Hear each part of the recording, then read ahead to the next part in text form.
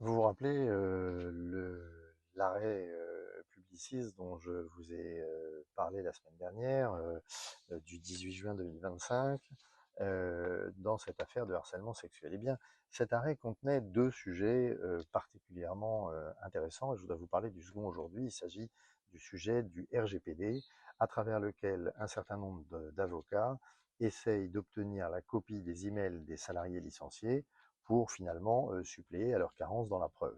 Autrement dit, ils n'ont aucune preuve, mais les preuves sont contenues dans la boîte mail du salarié licencié, et ces avocats vont vous envoyer des lettres menaçantes invoquant le RGPD, cette réglementation européenne qui a été implémentée dans le droit français, et en vous expliquant que l'ensemble des emails envoyés par leur client, le salarié licencié, sont des données à caractère personnel, que vous êtes dans une situation de traitement de données, vous hébergez en quelque sorte ces données, que vous les traitez, et qu'à ce titre, en étant responsable de traitement, vous devez leur fournir, s'ils le demandent, la copie de l'intégralité des emails dans lesquels le nom de leur salarié, de leur client, euh, est contenu.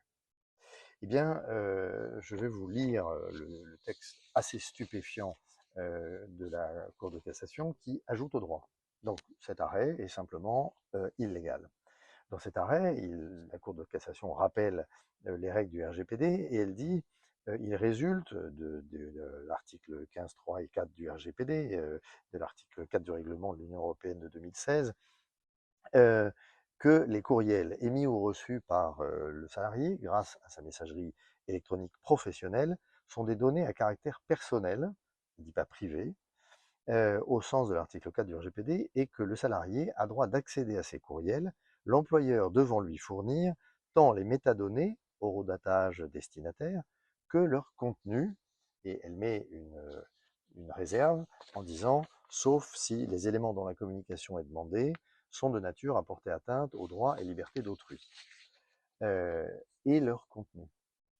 Alors, vous chercherez, moi je l'ai fait, désespérément dans le RGPD, ce règlement à la protection générale des données, vous chercherez le mot contenu lié aux données personnelles, et vous verrez que ça n'existe pas. Il n'y a pas, ce n'est pas une interprétation, c'est une invention de la Cour de cassation. Ça a d'ailleurs donné lieu à beaucoup de commentaires d'avocats et de professeurs de droit, cet arrêt incroyable.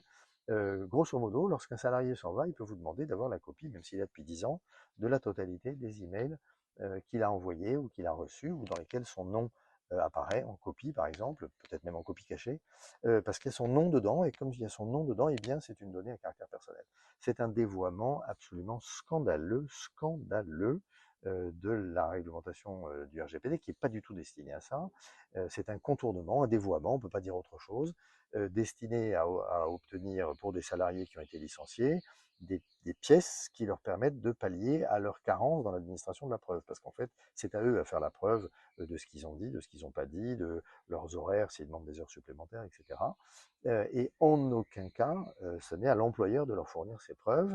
Et donc, comme ils n'ont pas de preuves, souvent quand ils s'en vont, eh bien, les avocats de salariés ont trouvé cette méthode pour, en menaçant des sanctions du RGPD, pour obtenir ce genre de documents, c'est-à-dire l'ensemble des emails contenus dans la boîte mail du salarié. Et la Cour de cassation vient remettre une pièce dans le bingo en disant oui, oui, c'est ce qui résulte effectivement du RGPD, c'est qu'on doit donner non seulement les métadonnées, c'est-à-dire la date, d'où est parti l'email, où il est arrivé, sa date et son heure, mais en plus on doit donner la totalité du contenu.